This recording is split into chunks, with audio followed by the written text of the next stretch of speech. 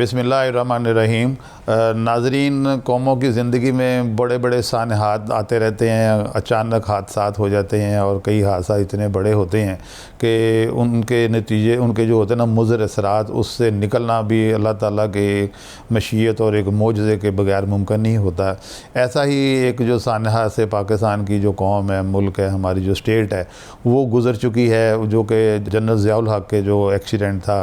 उसके बारे में, उसके नतीजे में बहुत बड़ा वो एक सानहा था, हादसा था, ट्रेजेडी थी, ट्रॉमा था हमारी कौम के लिए। क्योंकि जो है ना उस वक़्त जो अफ़गान जो वॉर थी अगेंस्ट रशिया, जो थी रशियन इन्वेडर्स के ख़िलाफ़ थी, और उस जहाद को हमारे साथ, पाकिस्तान के साथ, इवन वेस्ट अमेरिका और उनके एलाइज़ ने भी मिल के इसको होली वॉर का नाम दे दिया था। और सारे दुनिया ही इसकी सपोर्ट कर रही थी, पाकिस्तान की भी और तालिबान की भी और अफ़गान के मकामी लोगों की, कि ये एक इन्वेजन है और इसको जहाद के तौर पे जो है ना उन्होंने सब ने इसको इस्टेब्लिश एक फ़ैक्ट के तौर पे मान लिया था। और सारी दुनिया में अफ़गान तालिबान को मुजाहिदीन के नाम से पुकारा जाता था। और कुछ गैर मुसद्दक़ा जो इतलात हैं उसके मुताबिक ये भी था कि बहुत सारे फिर जो लीडिंग जो अफ़गान मुजाहिदीन जो वॉरियर थे, उनको कुछ हसास किस्म की जो तरबियत थी वो CIA के जो हेडकोार्टर्स में भी दी गई थी। ये बात जो है ये जो है ना मुख्तलिफ जो है ना प्रेस में चलती रही है, मीडिया पे चलती रही है, लेकिन इसको मैं गैर मुसद्दक़ा ही कहूँगा क्योंकि इसका अभी दस्तावेज़ी सबूत सरफेस पर कोई नहीं है। लेकिन ये भी होता है कि ऐसी जो एक्टिविटीज़ होती हैं इनके कोई जो होते हैं ना ठोस दस्तावेज़ी सबूत हो, वो कभी मंजर आम पर आते भी नहीं हो। बहरहाल जो जनरल ज़िया के टॉपिक पर मैं वापस आता हूँ, तो जो जनरल ज़ियाउल हक़ का जो हादसा हुआ था, वो ये तो सबको पता है कि वो महज एक एयर क्रैश नहीं था, उसके पीछे बड़ी लंबी हिस्ट्री थी। मुख्तलिफ जो होते हैं ना उसमें ओपिनियन आते रहते हैं, अभी तक भी कई लोग जो नई उसमें जो होते हैं ना कड़ियाँ मिलाते हैं और उस वाक़े के साथ मुख्तलिफ हादसात की। नाज़रीन, आपकी दिलचस्पी के लिए ये बताता चलूँ कि इस एक्सीडेंट से काफ़ी पहले भी ना जनरल ज़ियाउल हक़ जो थे, ज़ाहिर वो बड़े ज़ाहिर वो नमाज के, रोज़े के भी बड़े पाबंद थे, तो उनका रूहानी जो और मजहबी मिलान भी वो भी आम जो रूलर से पाकिस्तान के उनसे ज़्यादा होता था। वैसे भी क्योंकि he was leading a holy war, वो जहाद अफ़गानिस्तान को लीड कर रहे थे, तो वहाँ भी उनको उन दिनों में उर्फ़ आम में भी अमीरुल मोमिनीन कहा जाता था, दुनिया में भी और ख़ास तौर पे इस्लामिक दुनिया में, पाकिस्तान में और ख़ुसूसी तौर पे अफ़गानिस्तान में। तो इस मजहबी मिलान की वजह से जो है और एक बेहतर इखलाकी इक़दार को कैरी करने की वजह से जनरल ज़ियाउल हक़ का जो है ना वो काफ़ी जो रूहानियत में जो है ना काफ़ी अच्छा मुकाम रखने वाले जो उस वक़्त के बुज़ुर्ग थे, उन्हों के साथ भी उनके बड़े अच्छे ताल्लुकात थे। और वो भी उनको गाहे बगाहे अपनी जो है ना उनकी जो एक रूहानी कह लें जो उनकी जो अप्रोच थी, उसकी वजह से जो भी उन्हें गुमान होता था, पेशीन गोई तो कहना मैं समझता हूँ गुनाह होता है, गुमान होता है, स्पेकुलेशन होती है, एक्सपेक्टेशन होती है, वो और वार्निंग वो जनरल ज़ियाउल हक़ को वो इशू करते रहते थे कि आपने ये एहतियात करनी है, ये एहतियात करनी है, ये एहतियात करनी है। लेकिन वो तो हमारा ईमान है ना कि होता तो वही है जो मंजूर खुदा होता है, और जब जो होना है अल्लाह की मशीयत के साथ ही हर चीज़ होती है। तो नाज़रीन, इस जो हादसा के जो है ना अगर हम इसको डिस्कस करते हैं ना, तो ये वाक़े का जो ज़िक्र है ना वो नामुकम्मल रह जाता है अगर हम ओजड़ी कैम्प का ज़िक्र ना करें। ओजड़ी कैम्प में जो एक्सीडेंट हुआ था उसके बारे में भी मुख्तलिफ क्यास आराइयाँ होती रहीं और अभी भी जारी है। कुछ मुबस्सरीन का, कुछ मीडिया रिपोर्ट्स का ये भी ख्याल था कि कुछ कॉन्फ्लिक्ट, कुछ जो फ्रिक्शन थी ना वो पाकिस्तान और अमेरिका और उनके एलाइज़ के दरमियान हो गई थी कि जो हसास किस्म के रिसेंटली इन्वेंटेड जो वेपन्स है, जिसमें स्टिंगर मिज़ाइल का बहुत जिक्र होता है कि स्टिंगर मिज़ाइल उस वक़्त जो थे ना वो मल्टी बैरल शोल्डर पे रख के चलाने वाले विदाउट एनी ग्राउंड लॉन्चर, वो पहले लॉन्ग रेंज मल्टी बैरल वो जो स्टिंगर मिज़ाइल ईजाद थी अमेरिका की, और उसके बारे में बड़ी बड़ी जो होती है ना कॉन्स्पिरेसी थ्योरी जो है ना वो सर्कुलेट करती रहती हैं। लेकिन इन चीज़ों के ऊपर जो है ना अभी तक क्यास रही हैं, कोई इसका जो होता है ना वो नहीं है, कोई इसका अथेंटिसिटी नहीं है किसी के ऊपर। लेकिन ये ज़रूर कहा जाता है मुबैना तौर पर कि जो है ना जो अलाइड फोर्सेस थी, जो अमेरिका थी, पाकिस्तान के साथ उनका इनके इशू पर भी काफ़ी जो था ना इख्तलाफ राय पा जाता था। उन्हें ये शक था कि शायद उनकी ये जो टेक्नोलॉजी जो उन्होंने बड़ी शुरू ही की स्टेज में पाकिस्तान के हवाले कर दी थी, उसमें जो पाकिस्तान के और जो अमेरिका के साथ जो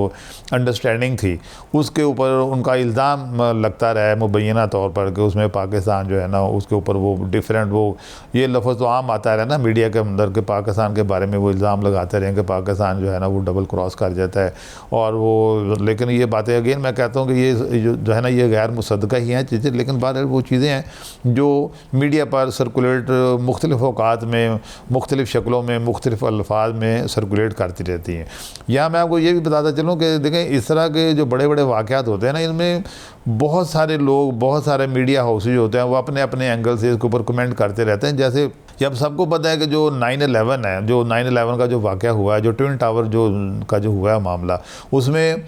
कई जो अमेरिकन और वेस्ट के जो मुबसरीन हैं, जो कमेंटेटर हैं, उन्होंने यहाँ तक कहा है कि व्हाट ए प्लान्ड डेमोलिशन, कि जैसे ये प्लान्ड डेमोलिशन है, कि डेमोलिशन का मतलब कि यानी इंटेंशनली उसके जो बुनियादों में जो है ना वो एक्सप्लोजिव लगा के तो खुद उड़ाया गया था। तो कई लोगों का ये कहना भी अगर अमेरिका ने ये खुद किए नहीं तो इसको जानबूझ के होने दिया है ताकि वो बुनियाद बने जो आगे उन्होंने फिर उसकी बुनियाद का ऊपर जो पकड़ दकड़ जो मुसलमानों के ऊपर अरसा हयात जो तंग किया है। कई लोग कहते हैं कि वो इसलिए वो 9/11 को उस पस मंज़र में भी देखते हैं। लेकिन ये ज़रूर यहाँ मैं कहना चाहूँगा कि ऐसे जो वाक़यात होते हैं, जो सानहात होते हैं, उसमें हमें हर वक्त जो है ना वेल इक्विप्ड रहना चाहिए, नॉलेज वाइज भी और टेक्नोलॉजी वाइज भी। हमारी जो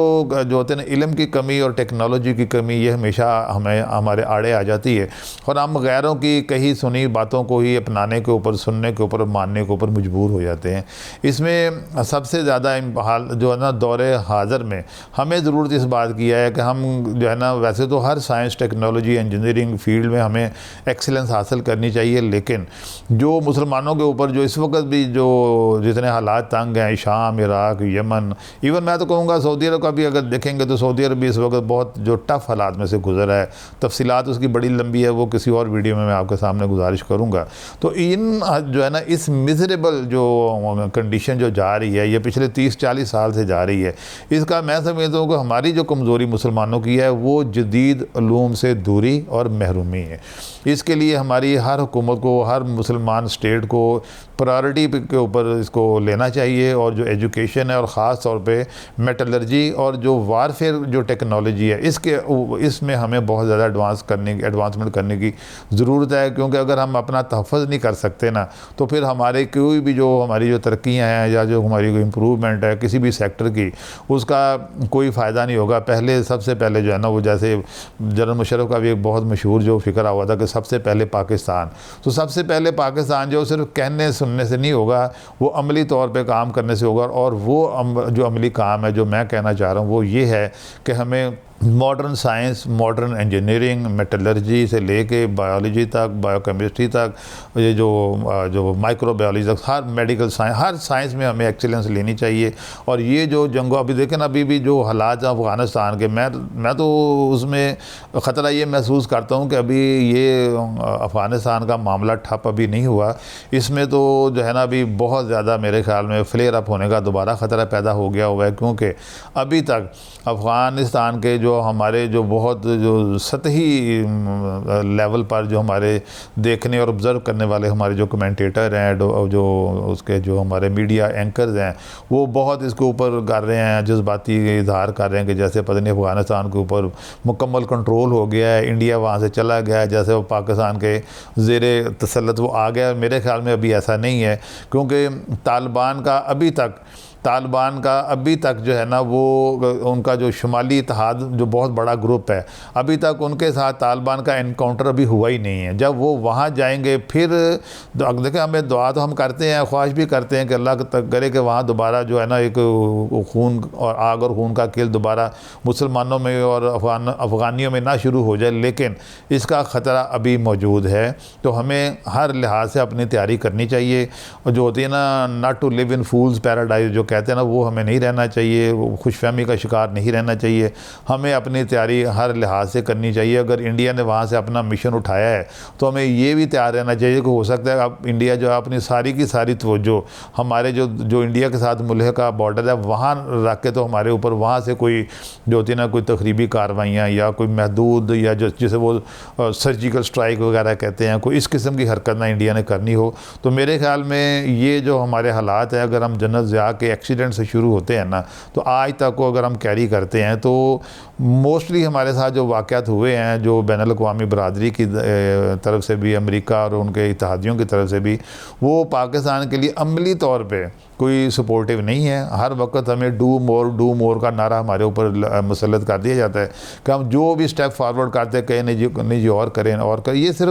ये बातें अगयार सिर्फ उस वक्त करते हैं जब उन्हें हमारी कमज़ोरियों का पता होता है, और हमारी इन कमज़ोरियों को जो हल है ना, वो जदीद अलूम, जदीद इंजीनियरिंग, वारफेयर इंजीनियरिंग, मेटलर्जी और इसके साथ साथ हर सेक्टर में जो है ना औज कमाल हासिल करना, यही हमारे मसाइल का हल है। इसके बगैर नहीं होगा। हमें फिर किसी न किसी गैर जो है ना ताकत, गैर जो मुल्की जो ताकत हैं, ग्रोह हैं, ब्लॉक हैं, फिर हमें उनकी तरफ देखना पड़ेगा। और वही फिर मैं अल्लामा इकबाल का शेर अक्सर वो बोलता होता हूँ कि जिसका एक दूसरा मिसला है कि तू झुका जब गैर के आगे, न मन तेरा न तन। तो इस गैरों की तरफ झुकने से बचने का सिर्फ़ और सिर्फ यही है, इल्म हासिल करें। इल्म से ही जो ताकत हासिल होगी वही जो होती है ना, अल्लाह के फजल के बाद वही सबसे जो होती है ना मौसर और लॉन्ग लास्टिंग ताकत होती है। Thank you very much.